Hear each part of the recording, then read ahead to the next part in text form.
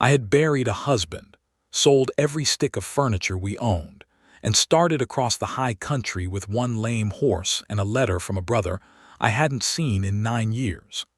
I was a widow with nowhere that wanted me and nothing left to lose. He was a grief-locked rancher who trusted his dog more than any living soul and spoke to no one if he could help it.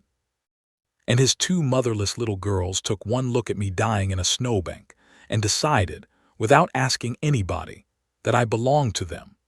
By the time the worst winter the mussel-shell country had ever seen was through with us, two small voices would be crying the same 4 words into the dark: "Please don't let her leave."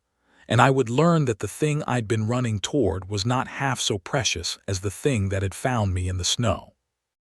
It was the first week of November in 1886, and the snow came early to the crazy mountains that year, the way old men in the saloons had been muttering it would. I had ridden out of Ash Creek 3 days before with a sack of cornmeal, a side of bacon, and directions a liveryman had given me to the Bitterroot Trail, where my brother kept a small claim. My mare was old when I bought her and lame by the second morning, favoring her off hind foot in a way that turned my stomach to watch. I walked her more than I rode her. I talked to her the way lonely people talk to animals, low and steady, telling her about Thomas and the fever that had taken him in 2 weeks flat, telling her we'd both find rest at the end of the trail. On the third afternoon the sky went the color of a fresh bruise. The wind came down off the peaks like something with teeth, and the snow began to fall so thick I lost the trail inside an hour. The mare went down in a coulee near dusk and would not get up. I knelt beside her in the drifting white and I begged her, and I struck her flank, and finally I only pressed my forehead to her warm neck and wept, because I understood then that we were both going to die out there, and that no one in the whole world knew where I was or would come looking. I had a husband in the ground in Nebraska and a brother who didn't yet know I was coming and a God I was no longer certain listened. The cold did a strange and merciful thing after a while. It stopped hurting. My fingers, which had screamed at me for an hour, went quiet. I remember thinking with a calm that frightens me still that I would simply lie down against the mare and sleep, and that sleep would be the end of it, and that it would not be so very bad. I lay down. The snow came over me like a blanket somebody pulls up over a child, and I closed my eyes. What woke me was a dog's cold nose against my cheek, and then a voice, a child's voice, high and certain over the wind. "Posy, Posy, there's a lady. Drum found a lady." I could not open my eyes at first. The lashes had frozen. I felt small mittened hands patting at my face, brushing the snow away, and I heard the two of them arguing in the breathless way of children who have found something extraordinary and are deciding what to do with it. "She's froze." "She's not froze, she's breathing, see. We have to take her. We can't carry her, she's a grown lady." Then one of them, I learned later it was Nell, who was older than her sister by 11 minutes and never let her forget it, pried open my stiff fingers and pressed something into my palm and folded my hand back around it. "There," she said, as if that settled a great deal. "I'll trade you. You can have my hawk feather and Posy's blue marble, and you have to stay alive. That's the trade. You have to." I learned the shape of that family before I ever learned their faces. I learned that the two girls who hauled me up between them, staggering under my weight, who half dragged me along a buried fence line toward a light I couldn't yet see, were 6 years old and had been keeping a tin box of treasures since their mother died, buttons and feathers, and a brass key to nothing, and a marble the blue of a summer creek, and that they traded these treasures for everything they wanted in the world, because trading was the only kind of bargaining they had ever seen work. They traded chores for stories. They traded good behavior for an extra hour up. And now, with the seriousness of small merchants, they had traded their finest goods for the life of a stranger, and they fully expected the bargain to be honored. The light, when it finally swam up out of the storm, was a lamp in the window of a low log house built hard against a granite shoulder of the mountain. The door was flung open before we reached it, and a man came out into the snow with a rifle in his hands and murder in his eyes, and I understood that we had come to the part of my dying where I would be shot for a thief. He was a big man, broad through the shoulders, dark-bearded, with snow already whitening his hatless head, and his face when the lamplight caught it was a face that had been carved down to the bone by some grief and left there. "Nell, Posey, get behind me." His voice was low and it did not rise, and somehow that was worse than shouting. "Get behind me right now." "Pa, no," Nell said, planting herself in front of me with her arms thrown wide, a slip of a girl shielding a half-frozen stranger from her own father. "We found her. Drum found her. We traded for her, Pa. It's a real trade. You can't undo a trade." And Posey, who I would come to know as the softer and the braver of the two, simply took my dead-cold hand in both of hers and looked up at the man and said, "She's like Mama was. She's cold like Mama got." Whatever was in the man's face when that child said those words, I will not forget it as long as I live. The rifle came down. He looked at me, the way no one had looked at me since Thomas died, not with pity and not with suspicion, but with a terrible flat recognition, as though he were reading something off my face that he had spent 2 years trying not to read off his own. He came forward and crouched and got an arm under my knees and an arm behind my back, and he lifted me as though I weighed no more than one of his daughters, and he carried me into the heat and the lamplight and the smell of wood smoke and tallow. And the last thing I remember of that night is the weight of the hawk feather and the blue marble still clutched in my fist, and a child's voice saying, fierce and low, "We traded. You have to stay." His name was Silas Ward, and he laid down the terms of my staying the way another man might lay down the law. I woke 2 days later in a narrow bed in the corner of the main room, my hands and feet aching back to life under a mountain of quilts, and he was sitting by the fire mending a trace, and he did not look up when he spoke to me. "You near lost 3 fingers and 2 toes, he said. "You didn't, on account of my girls got to you. You can thank them, not me." He set the trace down. "Storm's got the passes shut. They'll be shut till April, maybe May. You can't travel and I can't drive you anywhere, so here's how it'll be. You've got a bed and you've got food and you've got a roof till the thaw. In return, you'll cook and you'll mend and you'll mind those too, so I can run my cattle without finding one of them at the bottom of a ravine. Come spring, the day a wagon can get through, you go on to wherever it was you were going. This is not charity and it is not a home. It's a wage paid and board, and when it's done, it's done. You understand me?" I told him I understood. I told him I was grateful and that I would earn my keep.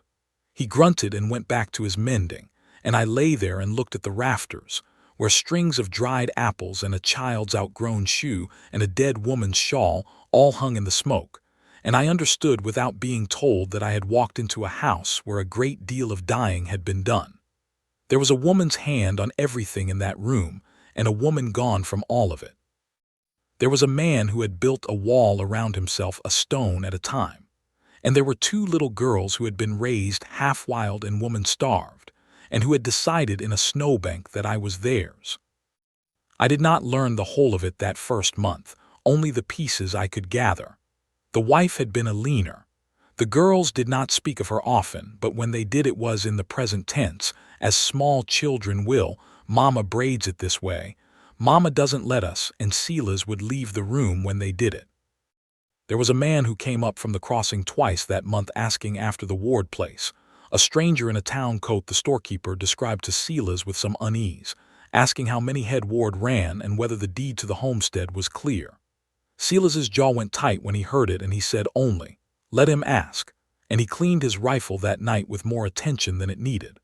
I asked him once gently who might be asking, and he looked at me with those flat eyes and said, "Mind the girls." "That's your wage," and I did not ask again. Winter closed its fist around us, and a rhythm settled over the house on the mountain. I had grown up poor and I knew how to work, and I threw myself into it the way a drowning woman throws herself at anything that floats. I scrubbed the soot-black floors with lye and sand until the wood came up pale. I baked bread that filled the cabin with a smell so good that Posey stood by the oven with her eyes shut, breathing it. I untangled 2 heads of hair that had not seen a proper comb in months, and the girls howled and then went still and soft under my hands, the way half-wild things do once they decide to trust you. I patched Silas's shirts and the girls' stockings, and I found in a trunk pushed under the bed a work basket of fine thread and good needles that had been a leaner's, and I asked his leave to use it, and he was a long time answering, and then he said, Use it. No sense it sitting, and turned away. The trading began in earnest once the girls were sure of me. Nell came to me on the fourth night with a brass button held out on her flat palm and the gravity of a banker. "I'll trade you this button for a story," she said. "A long one, not a fast one." I told her she could keep her button and have the story free, and she frowned at me as though I had insulted her. "That's not how it goes. You have to trade or it doesn't count." So I learned the rules of their small economy, and I let them be honored, because I understood by then that the trading was the one place in that motherless house where the girls had ever held any power, where they could give a thing and be sure of getting a thing in return, in a world that had taken their mother without trading them anything at all. I bought their good behavior with stories, and they paid me in feathers and pebbles, and once, ceremonially, in the brass key to nothing, and the tin box filled and emptied and filled. And Silas watched. He thought I didn't see it, but I saw it. He watched me knead bread, and he watched me braid Posey's hair, and he watched me laugh at some solemn nonsense of Nell's, and there was a hunger in it that had nothing to do with a man wanting a woman and everything to do with a man who had forgotten that a house could be warm. One evening I caught him at it outright, looked up from my mending and found his eyes on me across the firelight, and for a moment neither of us looked away, and something passed between us that made the breath catch in my throat. Then he stood up so fast he knocked his stool over, and he said he had to check the stock, and he went out into the cold without his coat, and I sat there with my heart going like a hammer and told myself I was a fool and a widow and leaving in the spring. It was a night in deep January, with the wind screaming around the eaves and the girls asleep in the loft, that I finally learned what had broken him.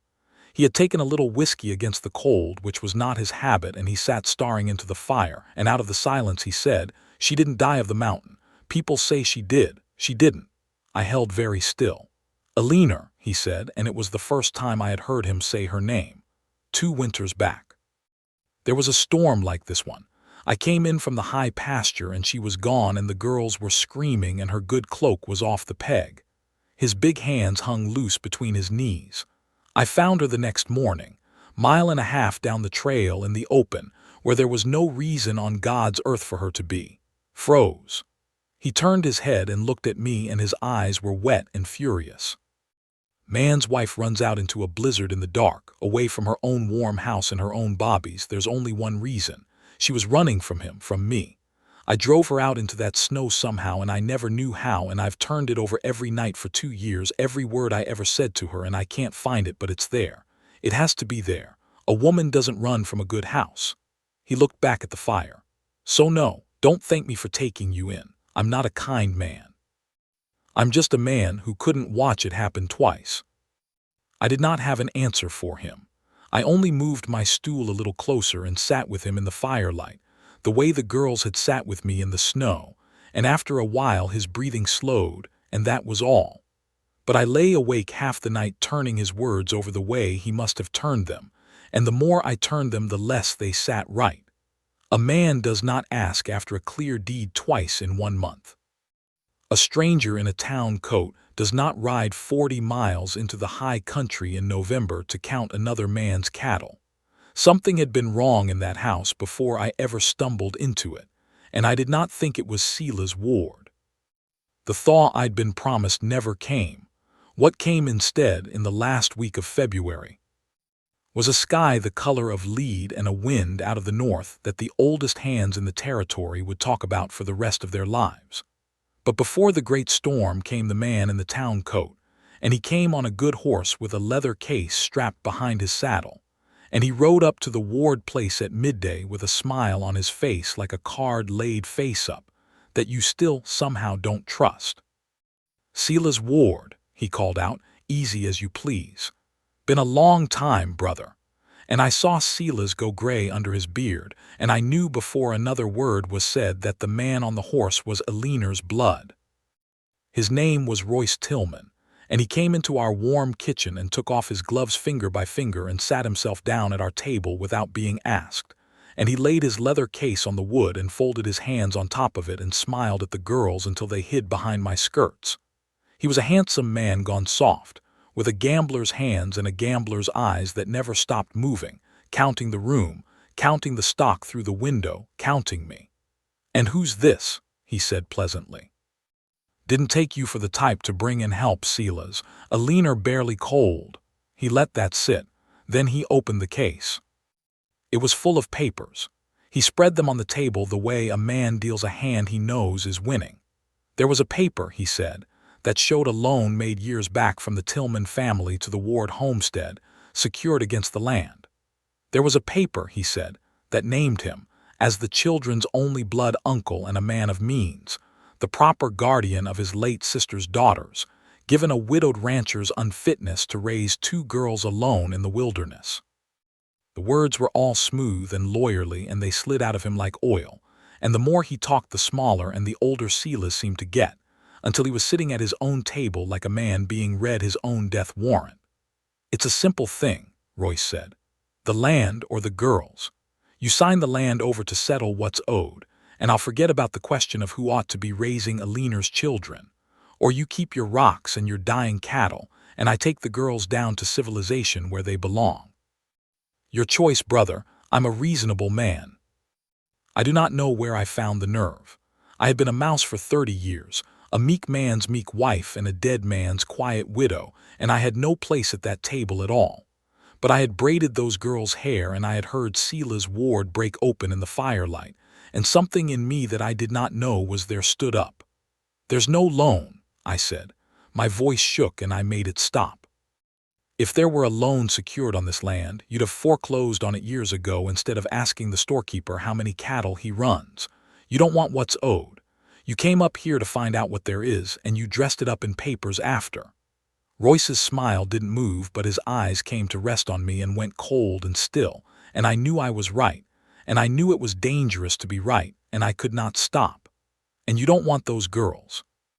A man who wanted his sister's children would have come for them 2 years ago when she died. Where were you 2 years ago, Mr. Tillman? Where were you the winter Alina ran out into the snow?"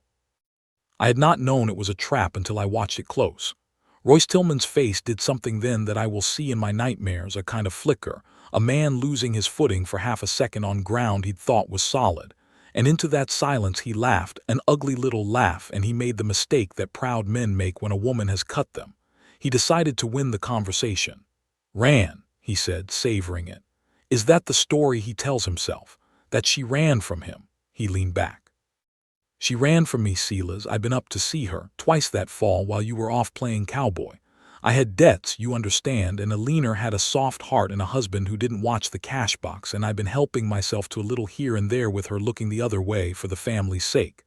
But that last time she'd grown a conscience, said she was going to tell you everything. Couldn't have that." He shrugged, a small, terrible shrug. "It was a hard conversation.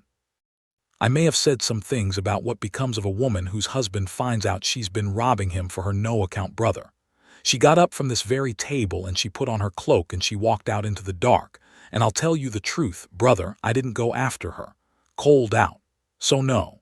She didn't run from you. She ran from the choice of telling you what she'd done or living with what I'd do if she did. You've been carrying my weight for 2 years. He smiled again, pleased with himself, a man who had finally got to set down something heavy onto another man's back. "Now, the land or the girls." The room had gone so quiet I could hear the fire, and I watched 2 years of poison drain out of Silas Ward's face and something else come into it, and the something else was worse for Royce Tillman than any rifle. Because a man eaten by guilt is a broken man, but a man who has just learned that his guilt was a lie somebody fed him, that his wife had not fled from him but died trying to protect him, that this smiling creature at his own table had stood by and let her walk into the dark, that man is not broken at all. That man is the most dangerous thing God ever made. Silas stood up very slowly, and outside, as though the mountain itself had been waiting for it, the great storm broke. I have heard it called the Great Die-Up, that winter, and the men who lived through it never could find words enough for the storm that came down out of the north that last week of February. The wind hit the cabin like a freight train, and the temperature fell so far and so fast that the nails in the walls cracked with the cold, and the snow did not fall so much as fly, sideways. A solid moving wall of white that swallowed the barn and the corral and the whole world past the window glass. Across the Musselshell, across the Yellowstone, across all of cattle country, the herds were dying on their feet in those hours, drifting before the wind into the coulees and the fences and freezing where they stood, whole fortunes turning to bone and hide in a single night. Silas Ward's cattle were dying out there in the dark as Royce Tillman spoke, every head he owned, and he did not so much as glance at the window. He had stopped caring about cattle. What happened in that cabin I have never told straight to a living soul until now, and I will tell it plain. Royce Tillman reached inside his fine town coat, because even a soft gambler keeps a small gun for the kind of conversation he could see was coming, and he was fast. But Silas Ward had crossed that floor faster, with the whole weight of 2 years behind him. And he caught Royce's wrist as the little pistol came up and bent it back until the bone gave with a sound I felt in my own teeth, and the gun went skittering under the stove, and then there was only the two of them, and it was not a fight so much as a reckoning. I got the girls up the ladder and held them against me in the loft with their faces pressed to my body so they would not see, and below us I heard the table go over and a man scream and a man weep, and I do not know which was which. When it was done, Royce Tillman was alive, which I have come to believe was the harder thing Silas chose that night, the choosing not to kill him being a heavier lift than the killing would have been. Silas bound him hand and foot with the same wire he used for fence and rolled him into the cold root cellar to keep, and he came up out of there with his knuckles split and his eyes wet and looked up at us in the loft, at his 2 girls and the stranger holding them, and he said, "It wasn't me, Della. It wasn't me that drove her out." And I came down the ladder and I took that great broken man's bleeding hands in mine, the way Posey had taken my frozen hand in the snow, and I said, "No, it was never you. You can put it down now." And he put his face against my shoulder, this enormous man, and he wept the way the girls wept, and I held all 3 of them together on the floor of that cabin, while the worst storm in the history of the territory tried to tear the roof off over our heads, and I understood that I had stopped, somewhere in the last 3 months, being a woman passing through. The storm raged 3 days. When it broke and the sun came up over a world made of glittering bone-white death, Silas hitched his 2 surviving horses to the sledge, and we took Royce Tillman down off the mountain, not to Ash Creek, where the sheriff was a friend to any man with money, but the long, brutal 4-day haul to the territorial marshal at Big Timber, with Royce trussed in the back like freight, and the dead cattle lying in the drifts on every side of the trail the whole way down, 1,000 head and more. The whole of Silas Ward's living gone to hide and bone. He did not look at them. At the marshal's, Royce Tillman, frostbitten and starved of his smoothness, confessed it all to save his own skin, the years of theft, the night he'd sent a leaner into the storm, the forged papers, the scheme to frighten a grieving man off his own land. They held him for it. There would be a trial in the spring. There was talk that the things he'd stolen over the years might be recovered, and a clerk asked Silas to file a claim against the Tillman estate for the value, and Silas looked at the man a long moment and said, "Keep it. I don't want anything that passed through his hands," and we drove home empty-handed up a mountain of dead cattle to a homestead that was, by any accounting a banker would make, ruined. There was no gold at the end of it. I want to be honest about that, because the stories people tell never are. We did not come home rich. We came home to a battered cabin and an empty range and a long, hungry spring ahead, and the only thing in the whole world that we had won was each other, and at the time I did not yet know that we had even won that. Because spring did come at last, as it always does even after the worst of winters, and the snow went off the passes, and a wagon could get through. And I had given my word. I packed my few things into the same sack I'd carried up the mountain, my comb, my Bible, Thomas's pocket watch, and though I had not meant to keep them, a hawk feather and a blue marble I had never given back. My brother's claim was still down there in the Bitterroot waiting, and Silas Ward had said it plain that first night, come spring, the day a wagon can get through, you go. A wage paid and board, and when it's done, it's done. I was a hired hand whose season was over, and I would not shame either of us by pretending otherwise. I told Silas at breakfast that I'd leave the next morning while the weather held. He went very still over his coffee, and then he nodded once and said, "I'll get the wagon ready," and walked out. And that was all, and it was exactly what I had agreed to, and it broke my heart in two. The girls found out from him. I don't know what he told them. But that evening, while I was folding the last of my mended clothes into the sack, Nell and Posey came and stood in the doorway of the main room, and they had the tin box between them, and their faces were terrible. "We'll trade you," Nell said, and her voice was shaking, and she upended the whole box onto the floor at my feet. Every button, every feather, the brass key to nothing, the blue marbles twin, 2 years of a motherless childhood's small treasures spilling across the boards. All of it. You can have all of it. Everything we've got. It's the biggest trade there's ever been. And Posey, who could not get the words out for crying, knelt down and pushed it all toward me with both hands, the whole hoard, and looked up at me and managed only, "Please don't let her leave," to her father standing in the doorway behind them, because at 6 years old she had already learned that the world did not honor a child's trade unless a grown person agreed to it. "Pa, please don't let her leave."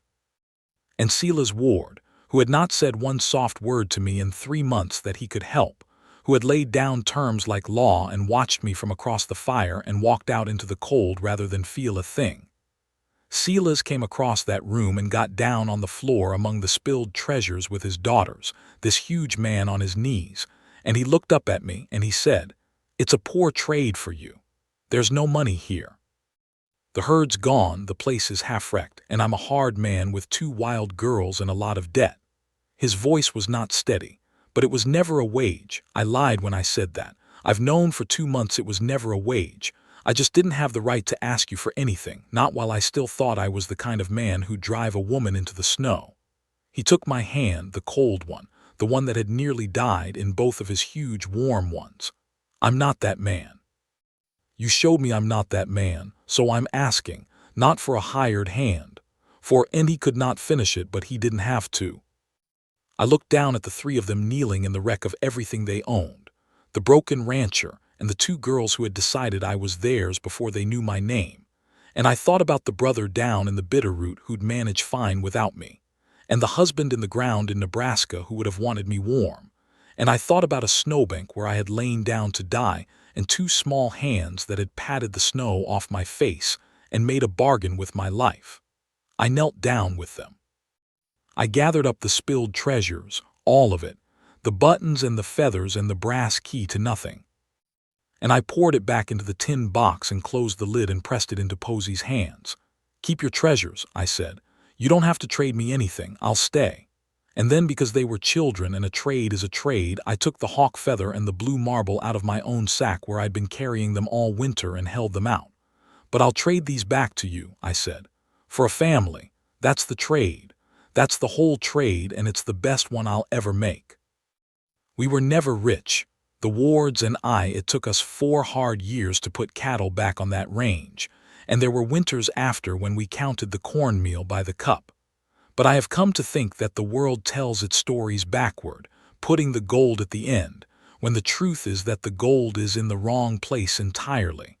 I did not find a fortune on that mountain. I found a man who could put down a weight he'd carried 2 years because somebody finally told him the truth, and 2 little girls who taught me that you can always trade for the thing you love most if you're willing to give everything in the box, and a kind of warmth that no money on earth has ever bought. They had nothing to offer me, those 3, the morning I packed to leave. They offered it anyway. And I have never in my life been so rich as I was that evening, kneeling on the floor of a half-ruined cabin in the spring after the worst winter the world had ever seen, trading a feather and a marble for the only home I would ever need. If this story warmed you the way that fire warmed me, take a moment to like it. Share it with someone who believes the best families are the ones we choose, and subscribe for more tales from the high lonesome country, where the winters are cruel and the hearts, against all odds, are not.